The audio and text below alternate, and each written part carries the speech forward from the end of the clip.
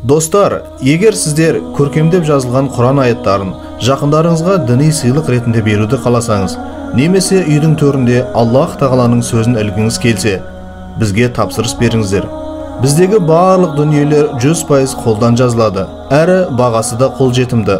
Біз сіздер үшін Қазақстанның барлық жеріне тегін жеткіземіз.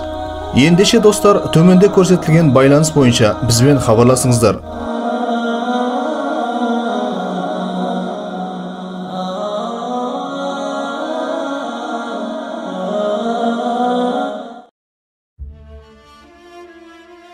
Салах ад-Дин Айюби. Екінші бөлім. Өткен бөлімде айтылғандай, Хаттин шайқасынан кейін мұсылмандардың территориясы кеңейе түседі. Онымен қоса әскердің де қатары артып, ендігі жерде олардың билігі туралы бүкіл әлем біле бастайды. Алайда Салах ад-Дин мұнымен тоқтамай, бастаған істі соңына жеткізу үшін кезінде мұсылмандардың қолынан тартып алынған жерлерді қайтару жұмыстарын жүргізуді жоспарлайды. Ендігі оның мақсаты Палестинаны азат ету болады. Арада 2 ай өткеннен кейін, яғни 1187 жылы қыркүйек айында Салах ад-Дин Айюби мұсылмандар үшін қасиетті саналатын Құдысты қайтару үшін жолға шығады. 20 қыркүйекте мұсылмандардың әскері Иерусалимді қоршап алады. Алайда олар әлі қалаға басып кірмеген еді. Мұны естіген күрес жорығының қолбасшысы Балиян II Салах ад-Диннен қалаға кіріп, әйел мен бала шағасын алып шығуға мүмкіндік беруге өтініш білдіреді. Салах ад-Дин болса рұқсатын береді, бірақ оған мынандай 2 шарт қояды. Біріншісі, қалаға кіргенде ешбір адамға қару көтермеу. Екіншісі, қалада бір ғана күн болып, одан кейін дереу шығып кету.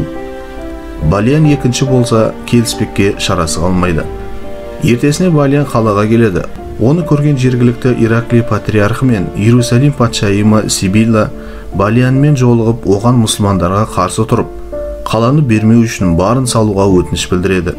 Патриарх Иракли болса, қаланы ешбір адамға бермеу, кез келген күрес жорығын қолдаушының діни борышы екенін алға тартады. Не керек, ақырында олар Балиянды мұсылмандарға қарсы тұруға көндіреді. Көп замай ол жергілікті халықтың арасынан әскер жинай бастайды. Ол дереу жан-жақтан қаржы жинап, қару сатып алумен айналысады. Мұны естіген Салах ад-Дин қаланың қоршауға алған әскерлердің қатарын көбейтуге дереу кіріседі. Кейін Салах ад-Дин Балиянға қаланы қан төгісіз беруді талап етеді. Ол болса ортақ шешімге келуден бас тартады. Бұдан кейін мұсылмандар дереу қаланың қабырғасына оқ жаудыра бастайды. 6 күнге жалғасқан мұндай қақтығыс мұсылмандарға ешқандай жақсы нәтиже алып келмейді. Олар әлі де болса қалаға басып кіре алмайды. Мұны білген Салах ад-Дин жоспарды өзгертіп, қаланың басқа биік қабырғалар мен қорғандар жоқ жағынан шабуылдауға кіріседі. Арада 3 күн өткеннен кейін, яғни 24 қыркүйекте қаланың қабырғасы құлай бастайды. Мұны көрген Балиян Салах ад-Диннің алдына келіп, соғысты тоқтату үшін екеуара бір келісімге келуге ұсыныс білдіреді. Нәтижесінде Балиян қаланы ешқандай шайқассыз мұсылмандарға беруге дайын екенін айтады. Бірақ Салах ад-Дин бұл қаланы 1099 жылы мұсылмандардың қолынан тартып алар кезде күрес жорықтары әйел мен бала шағаларды аяусыз өлтіргенін тілге тиек етіп, олардың жасаған бұл жолы мұсылмандар жасамайтынын айтады. Екеуара ортақ келісімге келгеннен кейін Салах ад-Дин қаладағы әрбір ер азаматқа азаттық алу үшін 10 алтыннан, әйелге 5 алтыннан құн беру керектігін айтады. Балиян болса келісіп, тиісті қаражатты береді. Сонымен 2 қазан күні қала толықтай мұсылмандардың қол астына өте бастайды. Әлгіндегі алтыннан болған құнды толық төлеу үшін әркімге 1 ай уақыт беріледі. Балиян мен патриарх Иракли көптеген адамдарға құн төлеп өздеріне алып алады. Алайда мұсылмандар тарапынан олардың ешқайсысына шектеу болмайды. Қалада кім қалай тұрам десе де толық еркіндік беріледі. Патриарх Иракли болса жергілікті шіркеуді басқарып қала береді. Христиандар үшін қасиетті саналған мекендер түртілмейді. Кез келген христиан дін өкілі ол жерлерді зиярат етуге толық еркіндік алады. Алайда қаланың мұсылмандарының қоластына өтуі мен Хаттиндегі 2 күрес жорық әскерлерінің ойсырата жеңіліске ұшырауы жайында әлі де болса батыс елдері толық хабардар болмаған еді.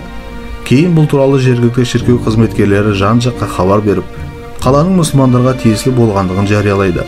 Осыдан кейін Рим папасы Григорий VIII дереу қаражат жинап, 3 күрес жорығын құруды тапсырады. Нәтижесінде 1189 жылы 3 күрес жорығы құрылып, онда әскерлер жинала бастайды. Дегенмен Салах ад-Дин азат еткен Құдыста жаңа заңдылық орнап, мұсылмандар мен өзге дін өкілдері қатары өмір сүріп, барлығына бірдей жағдай толықтай жасалады. Өкінішке орай мұндай тарихи деректер 2005 жылы көпке белгілі «Царство небесное» деген батыстық фильмде бұрмаланып түсірілген. Ондағы көріністер ешбір ақиқатқа жанаспайтын әрбір мұсылман білуі қажет.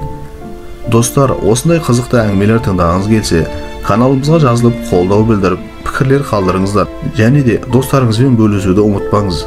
Неғұрлым көп қолдау көрсетсеңіз, жаңа әңгімелер тез шығып тұрады.